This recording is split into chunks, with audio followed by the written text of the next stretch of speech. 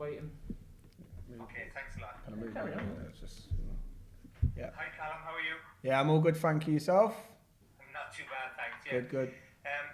But I haven't fallen out with Big Sam Allardyce, have you? No falling out there.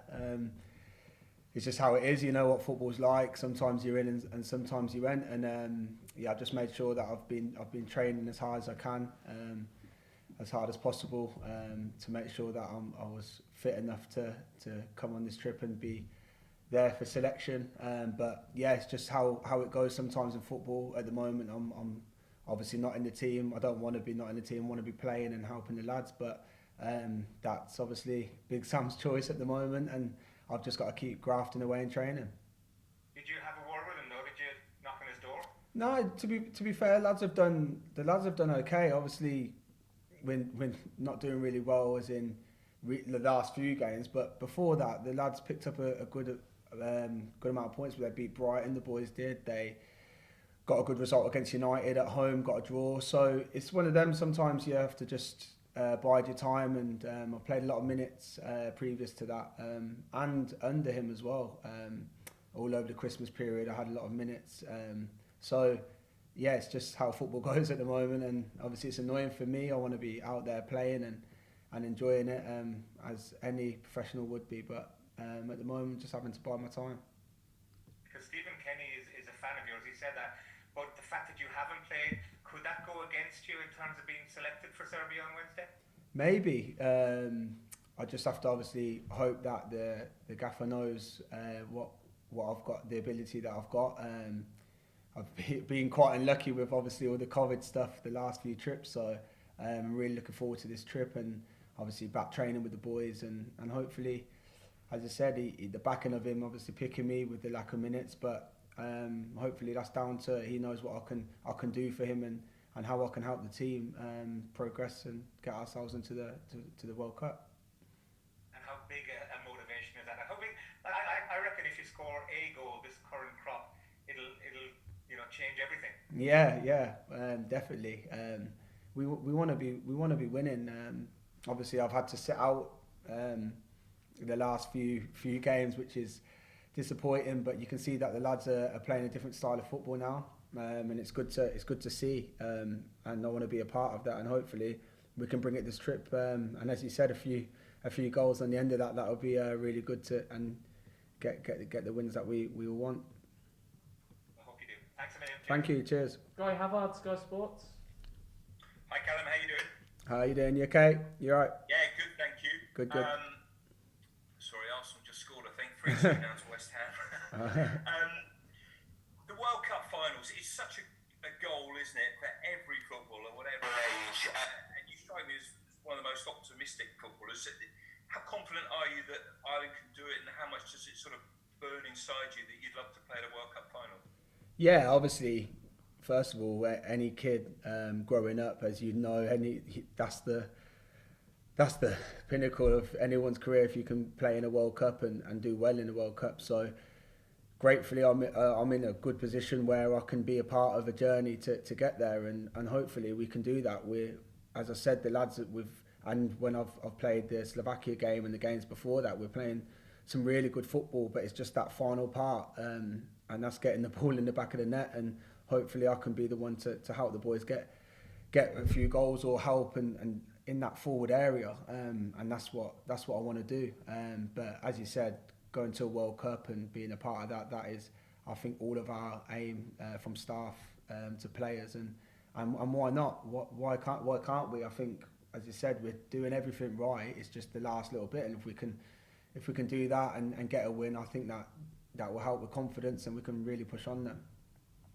Yeah, a win or even a good result in Serbia changes the mood completely.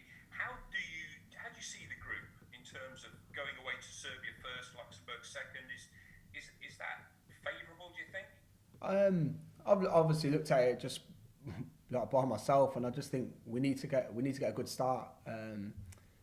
And you know what it's like, if we can have a good start in our group, people then start sort of thinking, well, like Ireland we've turned up here. So that's key. I think the next two games are massive. getting, as you said, even sometimes just a good result can really pick us all up, and they come so quick, which is obviously always annoying. We've got a few days now, and then the game comes around. So for preparations, you have 2 days, but I think, as I said, these 2 games now to start these group stages, we have to start bright, and I think we all know that. Top man, thanks, Callum. Thank you, cheers, mates. Raf from RTE. Hey Callum, how's it going? How are we, UK? Yeah, Dara O'Shea's been doing really well at club level. Obviously, he's a club mate, an international mate for yourself. Are you quite close? And what have you made of his, or the way he's kind of taken to the Premier League?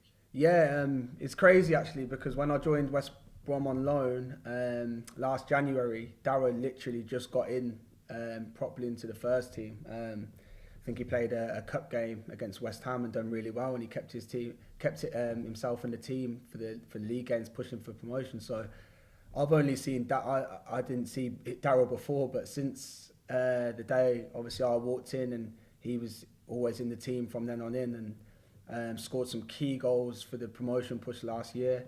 If I can remember, I think Derby, he got a key goal in Millwall away, and then he's progressed again this year. And that was a sort of player that I knew that he would be able to adapt. And you could see even internationally he played in the last few trips and just fitted in. It's just the way he plays. He's a calm player, confident in himself as well, which is good. And I can only see him getting better, and he just needs to keep working hard, as he always does every day, but just keeps working hard and keeps concentrating on one thing, and that's playing football and loving it. And that's what he's been doing this season. And fair play to him. He's had a really good season, and especially for his age. Yeah, and you're able to play across the front line. Do you have a favourite position when it comes to Ireland, or anywhere across the three? Anywhere across the three, yeah. I think the way the gaffer plays here, it's easy enough to play across the three for me. I've played on the left for him, played on the right, and that was just out in Slovakia. I played on both wings, and if to play up front as well, he knows I can do that because I've done that club level. So especially in this team where he wants to play football, and I think it's easy enough to definitely I could fit into all three basically. Gavin Cooney from the 42, please. How are you, Callum? How are we, Kate? The long goalless run that you're on at the moment, is it weighing on the squad's minds, particularly the forwards, do you think?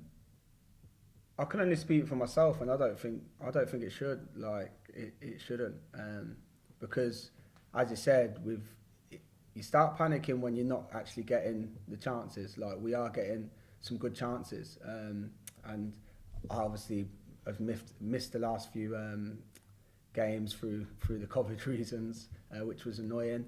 But it's been hard for the gaffer as well. You got to remember, I think there's 14, 15 players by the last game, in the last trip, from the team that he picked. So it's tough. The team's changing all the time because of obviously all the COVID stuff, which is we can't help that.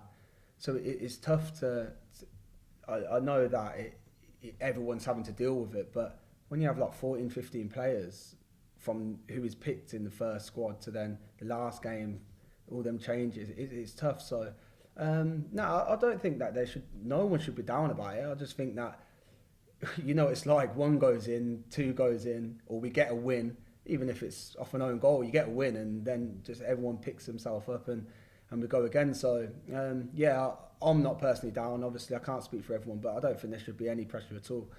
Should just go out there and play, and as I said before the Slovakia game in one of these, I was confident, and I thought we'd done really well that night, and lucky to lose on penalties, but we created chances, done really well, broke Slovakia down through the thirds.